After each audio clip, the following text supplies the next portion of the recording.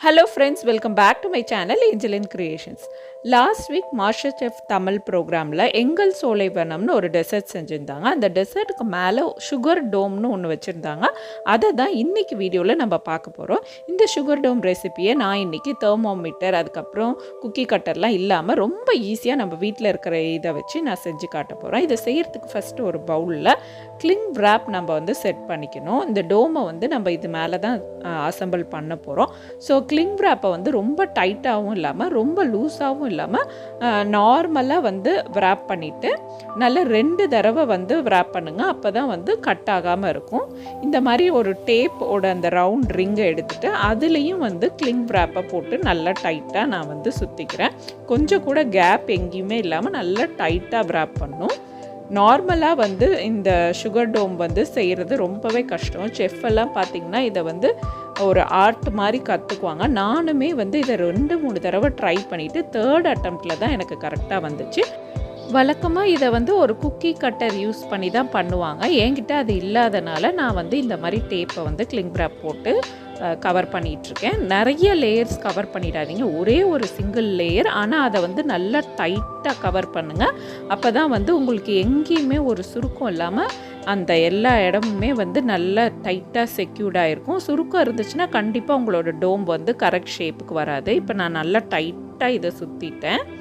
இப்போ இதுக்குள்ளார இருக்கிற அந்த சர்க்கிளில் கொஞ்சமாக பட்டர் அப்ளை பண்ணிவிட்டு பார்ச்மெண்ட் பேப்பரை கரெக்டாக இந்த சர்க்கிளோட அந்த அளவுக்கு வந்து வெட்டி வச்சுருக்கேன். அந்த பார்ச்மெண்ட் பேப்பரை அப்படியே அதில் ஒட்டிட்டேன். பார்ச்மெண்ட் பேப்பர் வந்து கொஞ்சம் திக்காகவும் இருக்கும், சூடும் வந்து தாங்கும். இந்த பார்ச்மெண்ட் பேப்பர் ஒட்டுறது கூட எங்கேயுமே சுருக்கம் இல்லாமல் கரெக்டாக எக்ஸாக்ட் சைஸை வச்சு அந்த பட்டர் மேலே அப்படியே நல்லா ஒட்டி விட்டுடுங்க.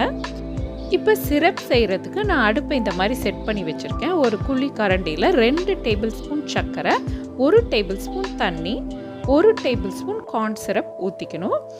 அடுப்பை வந்து நல்ல லோ ஃப்ளேமில் வச்சுக்கோங்க.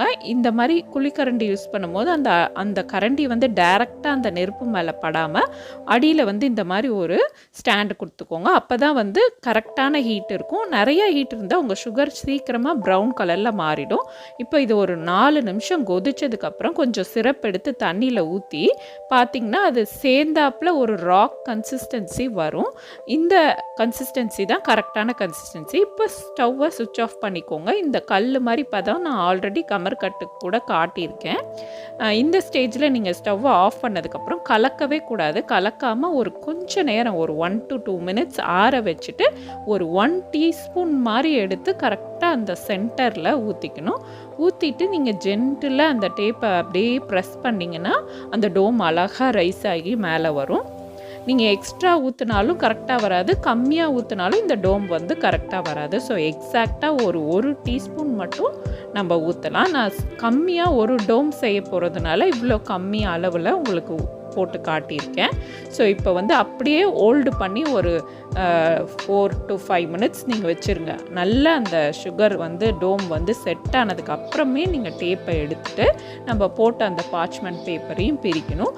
ரொம்ப ஜென்டிலாக நீங்கள் ஆட் பண்ணணும். ஏன்னா இது கொஞ்சம் ஃப்ரெஜைலாக இருக்கும். நம்ம தவறி அமுத்தி ப்ரெஸ் பண்ணால் அப்படியே உடஞ்சிரும் தூள் தூளாக. ஸோ இந்த மாதிரி மெதுவாக எடுத்துகிட்டு அந்த பேப்பரை வந்து நம்ம ரிமூவ் பண்ணிடலாம். வழக்கமாக இந்த மாதிரி யாருமே வந்து பார்ச்மெண்ட் பேப்பர்லேயோ டேப்லேயோ வந்து ட்ரை பண்ணதில்லை. பட் நான் ட்ரை பண்ணேன், எனக்கு ரொம்பவே ஈஸியாக இருந்தது. பார்ச்மெண்ட் பேப்பர் வந்து அந்த டோமை பிரிக்கிறதுக்கு ரொம்ப ஈஸியாக இருந்துச்சு. ஸோ நம்மளோட சுகர் டோம் வந்து சூப்பராக ரெடி ஆகிடுச்சு. இதை நிறைய டெசர்ட்ஸில் நம்ம யூஸ் பண்ணலாம். நான் வந்து இதை 2வது தடவை ட்ரை பண்ணும்போது நான் என்னோடய உட்டன் பேங்கிள் வச்சு ட்ரை பண்ணேன். அப்போ வந்து நான் எக்ஸஸாக வந்து சிரப் ஊற்றிட்டேன். சிரப் எக்ஸஸாக ஊற்றினால என்னாச்சு, என்னோடய டோம் வந்து சைட்லலாம் வந்து எக்ஸ்ட்ராவாக வந்து ஒட்டிக்கிச்சு. அது மட்டும் இல்லாமல் என்னோடய பேங்கிள் சைஸும் ரொம்ப சின்னதாக இருந்தனால நான் பண்ண போகிற டெசர்ட்டுக்கு இது கரெக்டாக செட் ஆகலை, அதனால் விட்டுட்டேன்.